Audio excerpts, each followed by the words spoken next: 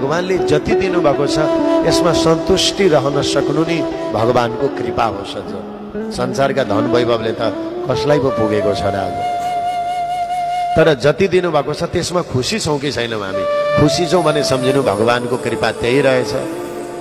मलाई पुगेन म चाहिँ दुखी भए, अरू सुखी छन् भने सम्झिनु हामी सुदामा होइन, भगवानको नामले बाँधेको रहेनछ। संसारकै धन दैलो दौलतले अर्काकै देखा सिखीमा हामी रहेछौँ।